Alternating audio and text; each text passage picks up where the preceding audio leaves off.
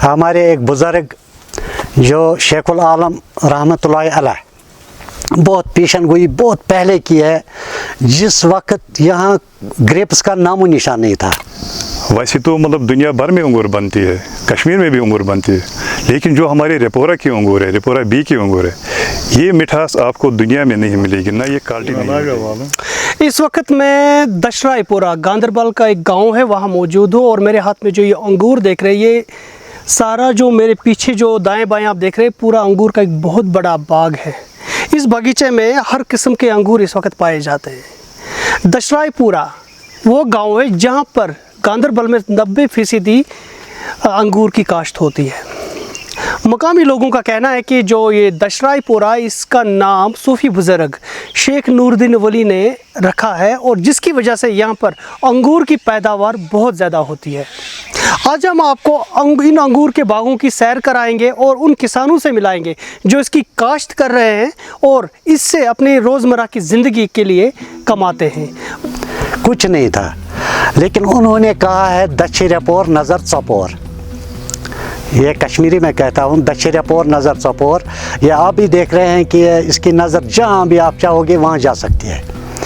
ज़्यादातर हम इसी से करते हैं, ये ग्रेप्स हमारा रोज़गार है। अगर आप देखेंगे ये इलाका जो है ये पत्थरों से भरा है, एक पहाड़ी, इस पहाड़ी पे हम ये पहाड़ी इलाका है, तो इसमें से ये ग्रेप्स निकालते हैं जो पत्थरों को चीर कर हमें ये निकालना पड़ता है। आप तो देखते ही यहाँ आप मतलब बाकी मतलब अंगूर भी देखोगे और हमारा भी देखोगे और बहुत फ़र्क पाओगे उसमें।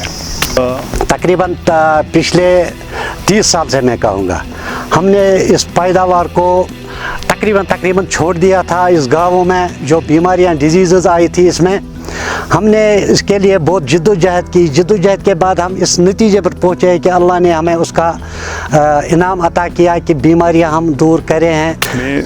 सबसे ज़्यादा मतलब बढ़िया क्वालिटी जो होते हैं मतलब वो हमारे अंगूर है, जिस पर हमारी तकरीबन यहाँ 340 कुंबे हैं, उसमें तकरीबन 310 से 315 तक उसी मतलब अंगूर के साथ काम करते हैं, क्योंकि हमारे पास यहाँ 540-45 कनाल ज़मीन है जिस पर अंगूर उगता है। यहाँ ये रिपोरा तकरीबन मैं अगर कहूँगा तकरीबन ये 250 से 300 चूलों पर मुश्तमिल है। ये 2 हिस्सों में है। दूसरा गाँव इसका है रिपोरा ए, वो भी तकरीबन 300-350 चूलों पर मुश्तमिल होगा।